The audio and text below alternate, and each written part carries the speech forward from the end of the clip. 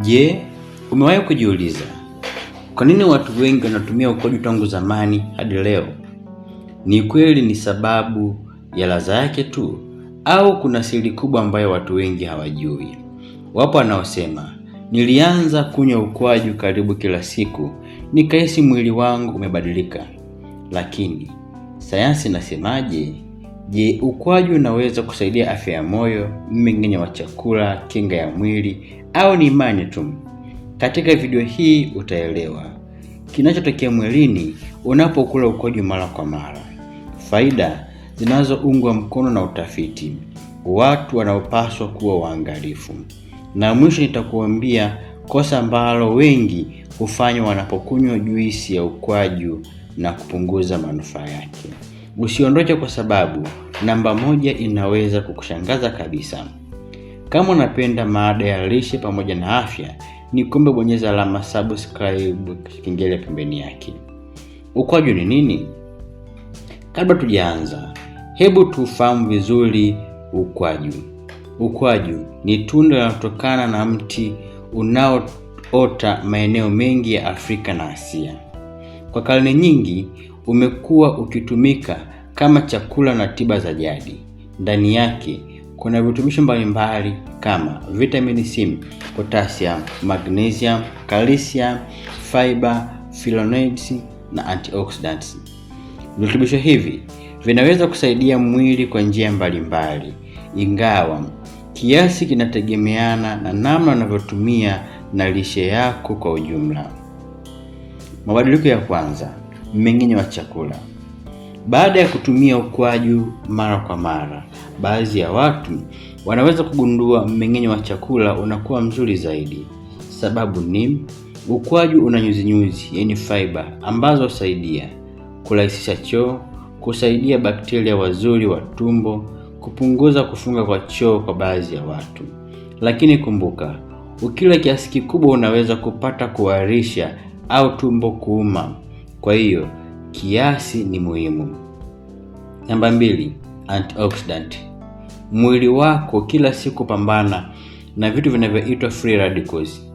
Hivi vinaweza kuharibu seli kadri muda unavyopita. Ukwaju una antioxidants ambazo zinaweza kusaidia kupunguza athari za oxidative stress. Hii haimaanishi utakaa bila kuugua, bali ni sehemu ya lishe yenye manufaa makubwa kwa afya kwa ujumla. Namba 3, afya ya moyo. Baadhi ya tafiti zinaonyesha kuwa lishe yenye matunda na vyakula vyenye antioxidant inaweza kusaidia afya ya moyo. Kwa upande wa ukwaju, tafiti za maabara na za wanyama zinaonyesha uwezekano wa kusaidia baadhi ya viashiria vya afya ya moyo, lakini ushahidi kwa binadamu bado unaendelea kuchunguzwa. Kwa hiyo usitumie kama mbadala wa dawa au shauri daktari. Namba 4, shinikizo la damu. Ukwaju na potassium.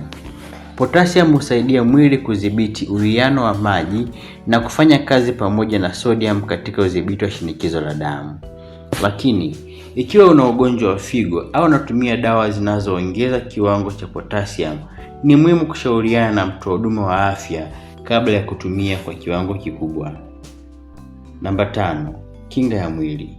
Vitamini C iliyopo kwenye ukwaju huchangia katika kazi ya mfumo wa kinga. Hata hivyo, hakuna chakula kimoja kinachoweza kuongeza kinga peke yake.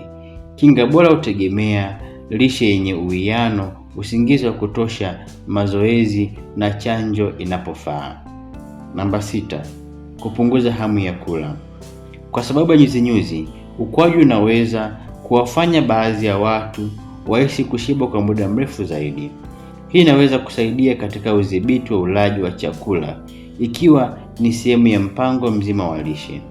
Lakini usiongeze sukari nyingi kwenye juisi ya ukwaju, kwani hiyo inaweza kuongeza kalori na kupunguza manufaa. Kosa kubwa. Watu wengi hufanya kosa hili. Wanatengeneza juisi ya ukwaju, halafu wanaweka vijiko vingi vya sukari. Matokeo yake, kinywaji kinakuwa na sukari nyingi, jambo linaloweza kuongeza hatari ya kupata uzito au kuasili udhibiti wa sukari kwa watu wenye kisukari. Ikiwezekana, tumia sukari kidogo au usiongeze kabisa. Nani anapaswa kuwa mwangalifu? Ingawa ukwaju ni salama kwa watu wengi, unapoliwa kwa kiasi, kuna tahadhari ambazo wanapaswa kuwa nazo makini. Wenye kisukari wanapaswa kuzingatia kiasi cha sukari kinachoongezwa. Watu wanaotumia dawa za kupunguza damu au dawa nyingine muhimu wanapaswa kushauriwa na daktari ikiwa wanatumia ukwaju kwa wingi au mara kwa mara. Watu wenye matatizo ya tumbo wanaweza kupata usumbufu wakitumia kiasi kikubwa. Baada ya siku 30 za kutumia ukwaju kwa kiasi kama sehemu ya lishe bora, baadhi ya watu wanaweza kuona mabadiliko kama mmeng'enyo wa chakula kuwa mzuri zaidi, kuongezeka kwa ulaji wa nyuzi kwa baadhi ya watumiaji, lakini pia kuongezeka kwa vitamini mwilini.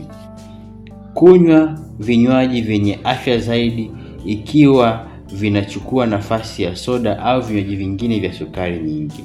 Lakini kumbuka, hakuna tunda linaloweza kutibu magonjwa yote au kuleta matokeo ya miujiza peke yake. Afya nzuri hutokana na mchanganyiko wa lishe bora, mazoezi, usingizi wa kutosha na ushauri wa kitaalamu inapohitajika.